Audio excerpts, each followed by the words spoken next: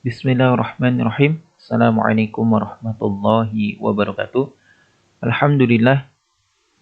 Kaifa halukum ya ayyuhat tullab? Bagaimana kabar kalian semua? Semoga selalu dalam keadaan sehat walafiat. Alhamdulillah kita berjumpa kembali dalam pelajaran bahasa Arab. Masih mempelajari tentang materi dari Ad-Darsul Rabi' atau bab keempat. Materi pada pertemuan kali ini kita akan membahas tentang Al-Qawaid atau kaidah tata bahasa Arab. Yang akan kita bahas dalam materi qawaid atau kaidah tata bahasa Arab pada pertemuan kali ini adalah tentang al-fi'lu atau dalam bahasa Indonesia disebut dengan kata kerja. Baiklah, untuk mempersingkat waktu, marilah langsung saja kita simak pembahasan pada pertemuan kali ini. Ada dari 3 sisi. Yang pertama at-ta'rif atau pengertian dari fi'il itu apa. Kemudian yang kedua aqsamun atau pembagian dari fi'il. Dan yang ketiga adalah alamatun atau tanda atau ciri-ciri dari fi'il. Mari kita simak satu persatu pembahasannya. Yang pertama adalah at-ta'rif atau pengertian. Apa sih fi'il itu? Di sini sudah ada pengertian, bisa kalian lihat. Al-fi'lu kalimatun dallat ala ma'nan fi nafsiha waqtaronat bi zamanin. Nah, fi'il adalah kata yang mengandung sebuah makna yang ada pada dirinya dan berkaitan dengan waktu. Ya, itu pengertian dari fi'il. Simpelnya, dalam bahasa Indonesia fi'il dikenal dengan sebutan kata kerja. Ya, jadi fi'il itu simpelnya dalam bahasa Indonesia adalah kata kerja. Yang namanya kata kerja pasti terikat oleh waktu. Ya, jadi fi'il itu adalah kata kerja. Apa contohnya? Banyak. Menulis, ya, memakan, dan lain sebagainya. Nah, itu adalah kata kerja. Dalam bahasa Arab disebut al-fi'lu. Kemudian yang kedua, yaitu aqsamun, pembagian. Pembagian dari fi'il. Macam-macamnya. Fi'il itu apa aja sih? Ya, di sini ada yang pertama fi'lul madhi. Kemudian yang kedua ada fi'lul mudhari. Dan yang ketiga ada fi'lul amri. Mari kita bahas satu persatu aqsam atau pembagian dari fi'il tersebut. Yang pertama, fi'lul madhi. Fi'lul madhi madalla ala wuqu'il fi'li fi zamanil madhi. Nah, fi'il madhi adalah kata kerja yang menunjukkan makna lampau atau telah lewat. Ya. Jadi fi'il madhi itu adalah kata kerja yang sudah dikerjakan atau waktunya itu sudah lewat. Contohnya, kataba, telah menulis. Berarti menulisnya sudah selesai dikerjakan. Nah, itu yang disebut sebagai fi'il madhi atau kata kerja yang menunjukkan makna lampau. Kemudian selanjutnya ada fi'lul mudhari. Atau di sini definisinya ma dalla ala wuqu'il fi'li fi zamanin hadirin wa mustaqbalin. Fi'il mudhari adalah kata kerja yang menunjukkan makna sedang atau akan. Nah, kalau tadi fi'il madhi adalah kata kerja yang waktunya sudah lewat atau lampau. Sedangkan fi'il mudhari adalah kata kerja yang waktunya sedang dikerjakan atau akan. Ya, baru mau dikerjakan. Contoh, yaktubu, sedang menulis. Jadi, dia sedang menulis, ya, sedang dikerjakan, atau baru akan menulis. Nah, itu termasuk dalam fi'il mudhari yang waktunya sedang atau akan dikerjakan. Kemudian yang ketiga, ada fi'lul amri. Fi'lul amri madalla ala talabin wuqu'il fi'li. Fi'il amr adalah kata kerja yang menunjukkan makna perintah. Ya, atau kata kerja perintah. Contoh, uktub, tulislah. Ijlis, duduklah. Idhab, pergilah. Nah, kata kerja perintah dalam bahasa Arab disebut sebagai fi'lul amri. Nah, itulah pembagian dari fi'il atau aqsamul fi'li. Ada 3 ya. Yang pertama tadi adalah fi'lul madhi, kemudian fi'lul mudhari, dan fi'lul amri. Kemudian yang ketiga, yaitu tentang alamatun atau ciri-ciri dari fi'il. Nah, fi'il ini punya ciri-ciri ya. Di sini yang akan kita bahas ciri-ciri dari fi'il tersebut adalah ada 4. Yang pertama, didahului qad, huruf qad. Ya, fi'il itu didahului huruf qad. Kemudian ada didahului huruf sa. Yang ketiga, didahului saufa. Kemudian yang keempat, diakhiri ta, ta'nis atau ta yang disukunkan. Nah, ini 4 ciri atau 4 tanda yang banyak kita akan temui. Ya. Kita bahas satu persatu. Yang pertama, ciri pertama atau tanda pertama adalah didahului oleh qad. Nah, apa sih qad itu, artinya apa? Maknanya apa? Nah, di sini akan kita bahas makna qad. Nah, makna qad jika dalam fi'il madi ya, qad yang menyambung dengan fi'il madi itu mempunyai makna sungguh. Ya. Contoh, qad aflahal mu'minuna. Sungguh telah menang orang-orang mukmin. Jadi qad-nya ini dalam fi'il madhi mempunyai arti sungguh dan jatuh sebelum fi'il madhinya. Qad aflaha. Nah, aflahanya ini adalah fi'il madhi. Nah, itu sungguh. Kemudian jika dalam fi'il mudhari, qad-nya ini beda lagi artinya. Jika tadi fi'il madhi artinya sungguh, nah kalau ada di fi'il mudhari, qad mempunyai arti terkadang atau kadang-kadang. Ya, contoh, qad yanamu Ahmadu fi ghurfatil julus. Ahmad terkadang tidur di ruang tamu. Jadi qad-nya ini bukan sungguh, tapi mempunyai arti terkadang karena dia jatuh sebelum fi'il mudhari.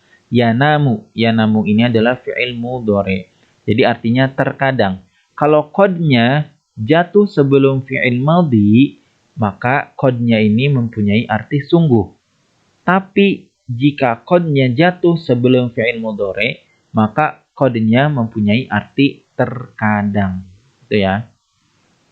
Kemudian ciri yang kedua, didahului sa. Ya.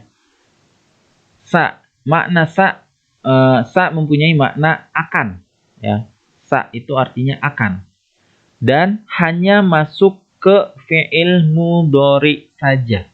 Ya, jadi sa itu hanya bisa masuk ke dalam fi'il mudhari, tidak bisa masuk ke dalam fi'il madhi. Contoh, sata'lamu ma fil fasli. Kamu akan tahu apa yang ada di dalam kelas. Sata'lamu. Nah, sa-nya itu mempunyai arti akan. Ta'lamu, nah itu adalah fi'il mudhari. Ya, jadi sata'lamu.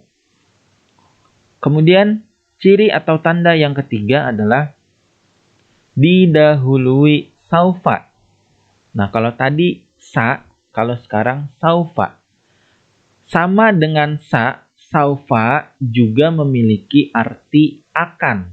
Ya, jadi artinya baik sa ataupun saufa sama-sama memiliki arti akan. Dan saufa juga hanya bisa masuk ke dalam fi'il mudhari saja. Tidak bisa masuk ke dalam fi'il madhi ataupun fi'il amr. Jadi hanya khusus untuk fi'il mudhari. Contoh, saufa yajma'ullahu an-nasa yaumal qiyamah. Allah akan mengumpulkan manusia di hari kiamat. Ya. Jadi saufa ini juga memiliki arti akan. Masuk atau jatuh sebelum fi'il mudhari. Fi'il mudharinya yang mana? Yajma'u, mengumpulkan. Nah, ini fi'il mudhari. Jadi sa dan saufa sama-sama memiliki arti akan dan juga sama-sama hanya bisa masuk ke dalam fi'il mudhari. Kemudian apa sih perbedaannya? Kok artinya sama dan juga sama-sama cuma bisa masuk ke fi'il mudhari? Apa perbedaan sa dan saufa? Nah, di sini ada perbedaan sa dan saufa. Kalau sa mempunyai arti akan tapi dengan jarak yang dekat, ya. Jaraknya tidak jauh, jaraknya dekat. Contohnya tadi sata'lamu, tidak lama lagi kamu akan tahu. Jadi akan tahunya itu sebentar lagi, tidak lama. Jadi menggunakan huruf sa, ya. Kemudian jika saufa, nah kalau tadi sa waktunya dekat atau jaraknya dekat, kalau saufa kebalikannya. Walaupun artinya sama-sama akan, tapi jarak kegiatannya itu masih sangat jauh atau lama. Contohnya, saufa yajma'ullahu nasa. Allah akan mengumpulkan manusia. Tentu dikumpulkannya itu nanti ketika di padang mahsyar. Nah, itu waktunya masih lama. Kita juga masih belum tahu kapan waktunya itu. Jadi perbedaannya adalah sa akan, tapi jaraknya dekat. Kalau saufa artinya juga akan, tapi dengan jarak yang masih sangat jauh atau lama. Nah, itu perbedaan dari sa dan saufa. Kemudian ciri atau tanda yang terakhir adalah diakhiri tak taknis. Tak taknis itu adalah tak yang berharokat sukun. Ya. Maknanya apa sih tak berharokat sukun ini? Maknanya adalah tak ini adalah suatu huruf yang menunjukkan arti dia perempuan. Ya, artinya jika ada kata atau fiil yang berakhiran huruf tak taknis ini, maka sudah pasti fiilnya itu menunjukkan arti dia perempuan dan hanya bisa masuk ke dalam fiil madhi. Ya, jadi tak taknisnya ini hanya ada di akhir fiil madhi, tidak bisa masuk ke akhir fiil mudhari. Contoh, zahabat Fatimatu ilal madrasati. Fatimah telah pergi ke sekolah. Zahaba. Nah, itu zahaba itu adalah fi'il madhinya. Nah, taknya ini tambahan yang disebut tak taknis, menunjukkan perempuan. Siapa perempuannya? Fatimah, ya, karena Fatimah itu perempuan. Makanya fi'il madhinya zahaba diakhiri dengan tak taknis menjadi zahabat. Asalnya zahaba. Karena pelakunya atau orang yang perginya itu perempuan, yang perempuan itu adalah si Fatimah, maka zahabanya ini diakhiri atau ditambahkan di akhirnya dengan huruf tak taknis menjadi zahabat. Nah, itulah ciri-ciri atau tanda dari fi'il, ya. Nah, sebenarnya masih ada beberapa ciri-ciri atau tanda lainnya, tapi yang paling banyak yang kita temui itu 4 tadi, ya. Nah, di sini sudah saya sertakan juga fi'il madhi, ciri-cirinya ada qad tadi, ya. Kemudian ada tak fa'il atau tak domir. Kemudian ada tak taknis, yang tak sukun yang berada di akhir fi'il madhi. Kemudian fi'il mudhari tandanya selain sa dan saufa juga ada lam dan lan. Lam dan lan ini juga termasuk ciri atau tanda dari fi'il mudhari. Kemudian ada fi'lul amri.